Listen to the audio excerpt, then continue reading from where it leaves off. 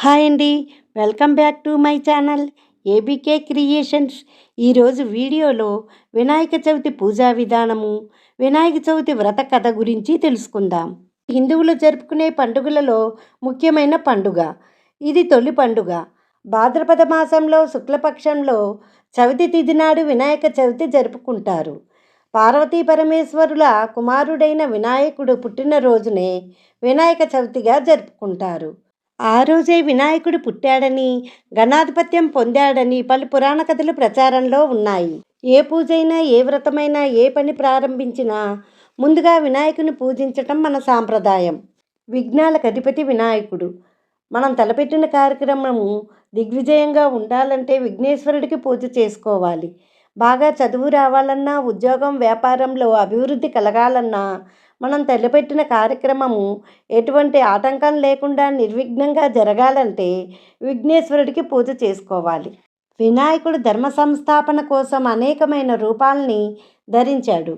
ధర్మాన్ని రక్షించడం కోసం వరసిద్ధి గణపతిగా, సిద్ధి గణపతిగా, లక్ష్మీ గణపతిగా, మహాగణపతిగా ఇలా ఆయనకు ఎన్నో రూపాలున్నాయి.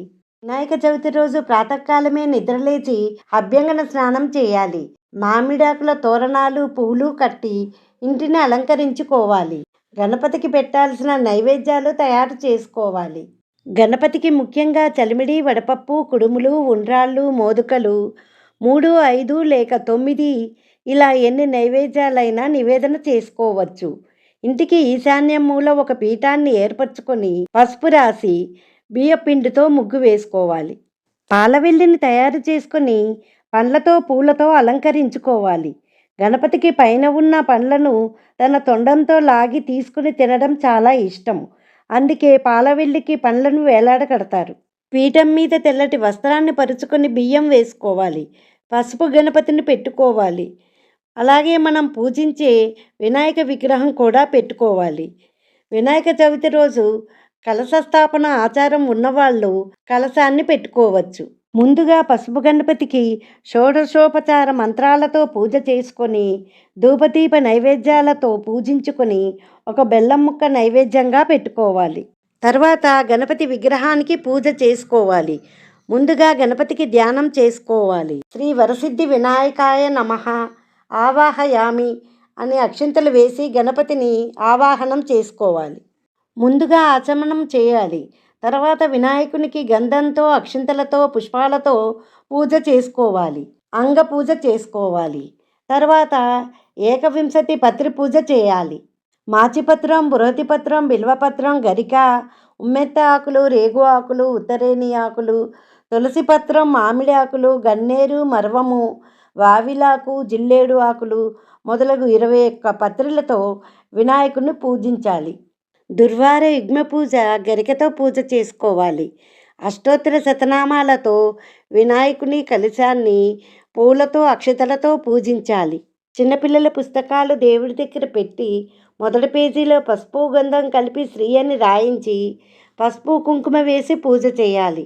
ఇలా ఈ రోజున పుస్తకాలకు పూజ చేయటం వలన వారు చదువులో రాణిస్తారని భావిస్తారు. ధూపదీప నైవేద్యాలతో తాంబూలము పెట్టుకోవాలి.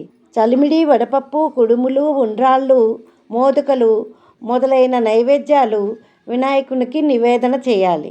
నీరాజనం, మంత్రపుష్పం ప్రదక్షిణ చేసుకొని స్వామి పాదాలపై ఉంచిన అక్షింతలు తీసుకొని శిరస్సుపై వేసుకొని నమస్కరించాలి. వినాయకుని ప్రార్థించాలి. తలచితినే గణనాథుని తలచితినే విఘ్నపతిని తలచిన పనిగా, తలచితినే హేరంబుని తలచిన నా విఘ్నములను తొలగుట కొరకున్ అని విఘ్నేశుని ప్రార్థించాలి. తర్వాత కంకణం కట్టుకొని అక్షితలు చేతిలో పట్టుకొని కథ చదువుకోవాలి. వినాయక వ్రత కథ.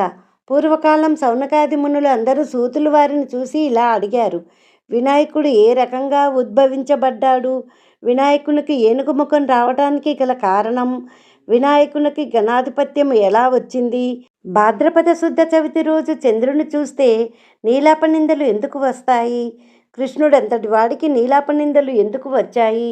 వీటన్నిటికీ కారణమేంటో మాకు విశదీకరించి తెలియచేయండి అని ప్రార్థించగా సూతులు వారు ఇలా చెప్పసాగారు: పూర్వము ఒక గజాసురుడనే రాక్షసుడు ఉండేవాడు.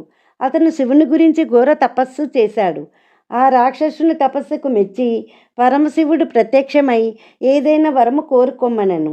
గజాసురుడు పరమేశ్వరుని స్తుతించుచు, స్వామి, నీవు ఎల్లప్పుడూ నా ఉదరమునందే నివసించి ఉండుము అని కోరెను. బోళాశంకరుడైన పరమశివుడు అతని కోరిక తీర్చుటికై గజాసురుని ఉదరమందు ప్రవేశించెను.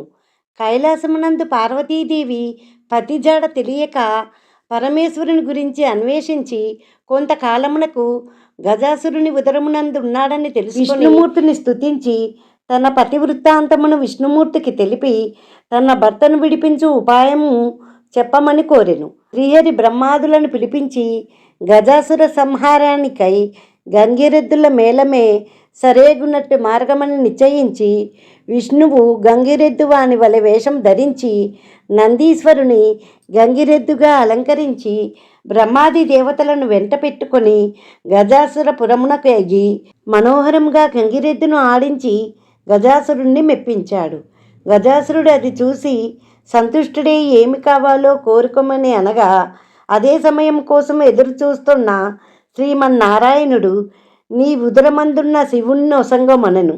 ఆ మాటలకు గజాసురుడు నివ్వెరపడి ఆ వచ్చినది శ్రీహరి అని తెలుసుకొని తనకు మరణమే నిశ్చయమని తన ఉదరమందున్న శివుని తలంచి ప్రాణం విడిచిన తర్వాత నా శిరస్సు త్రిలోక పూజ్యమునరించి నా చర్మమును నిరంతరము నీవు ధరించున్నట్లు అనుగ్రహించవలసినదని ప్రార్థించి తన శరీరము నందీశ్వరుని వశం చేశాడు. నందీశ్వరుడు గజాసురుని ఉదరము చీల్చి శివునికి విముక్తి కలిగించాడు. శివుడు గజాసురుని శిరస్సు చర్మము తీసుకొని కైలాసమునకు వెళ్ళాడు. కైలాసమున పార్వతీదేవి తన భర్త రాకను విని సంతోషమున అభ్యంగన స్నానం ఆచరించుచు నలుగుపిండితో ఒక బాలును చేసి ప్రాణము పోసి సింహద్వారమున కాపుంచి తాను స్నానానికి వెళ్ళింది. అంతలో అక్కడికి వచ్చిన శివుడిని చూసి ఆ బాలుడు అడ్డుకున్నాడు. ఆగ్రహావేశాలకు లోనైన రుద్రుడు ఆ బాలను శిరస్సును తన త్రిశూలంతో ఖండించాడు. బయటకు వచ్చిన పార్వతీదేవి ఆ ఘోరము చూసి కన్నీళ్లు పెట్టుకుంది. దీంతో శివుడు తన వద్దనున్న గజాసురుని శిరస్సును ఆ బాలుడికి అతికించి ప్రాణం పోసి గజాననుడనే నామకరణం చేశాడు. విఘ్నేశ్వరాధిపత్యం. ఒకనాడు దేవతలు మునులు సర్వ విఘ్నాలకు ఒక అధిపతిని నియమించమని పరమశివుని కోరతారు. ఈ విషయంలో గణపతి కుమారస్వామి ఎవరిని నియమించాలా అని ఆలోచించిన పరమేశ్వరుడు ముల్లోకాల్లో పవిత్ర నదులన్నింటిలో స్నానము చేసి ఎవరు ముందుగా తన వద్దకు వస్తారో వారికే ఈ ఆధిపత్యం లభిస్తుందని చెబుతాడు. దీంతో కుమారస్వామి తన నెమలి వాహనంపై రివ్వున ఎగిరిపోగా వినాయకుడు మాత్రము ఏలుక వాహనంతో ముందుకు కదల్లేడు. దీంతో నారాయణ మంత్రం జపిస్తూ తల్లిదండ్రుల చుట్టూ ప్రదర్శన చేస్తాడు. మంత్ర ప్రభావంతో ప్రతి తీర్థంలోనూ కుమారస్వామి కంటే ముందే వినాయకుడు ప్రత్యక్షమవుతాడు. ఆ విధంగా 3 కోట్ల నదుల్లో వినాయకుడే ముందుగా స్నానమాచరించడం చూసిన కుమారస్వామి కైలాసానికి వెళ్ళి మహిమాన్వితుడైన అన్నగారికే ఆధిపత్యం ఇమ్మని కోరతాడు. మహేశ్వరుడు భాద్రపద చవితి తిథియందు గజాననునకు విఘ్నాధిపత్యము నొసంగెను. తన భక్తులు సమర్పించిన ఉండ్రాలను, కుడుములను, పిండి వంటలను, టెంకాయలను, పానకం, వడపప్పు, పళ్ళను సృష్టిగా తిన్న వినాయకుడు నడవడానికి ఇబ్బంది పడుతూ కైలాసమునకు చేరుకున్నాడు. తల్లిదండ్రులకు ప్రణమిల్లడానికి గణేశుడు పడుతున్న అవస్థలు చూసి శివుని శిరస్సుపై ఉన్న చంద్రుడు ఫక్కున నవ్వాడు.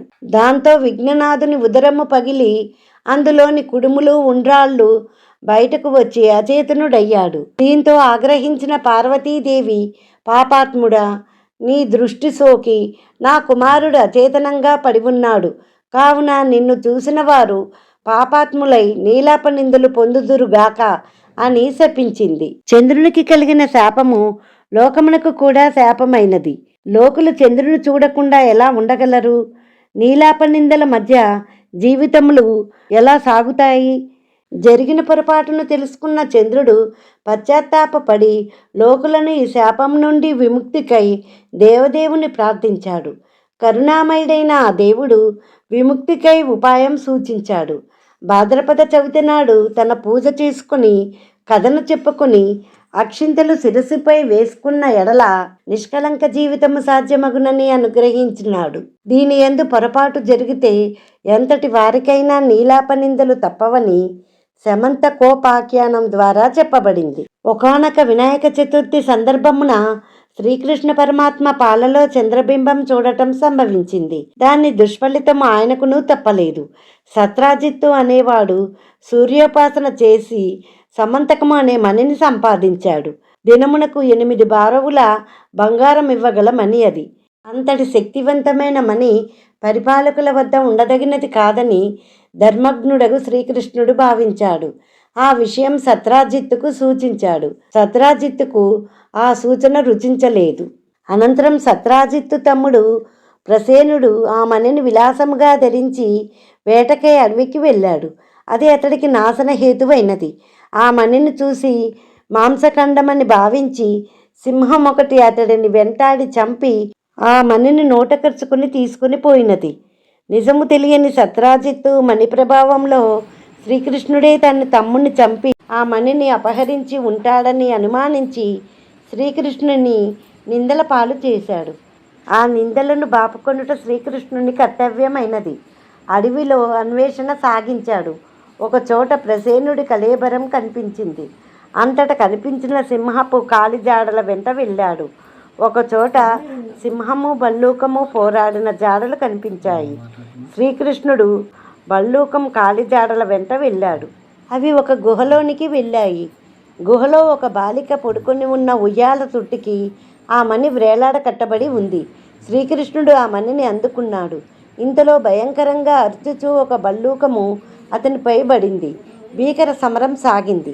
1 దినము కాదు, 2 దినములు కాదు, 24 దినములు సమరం సాగింది.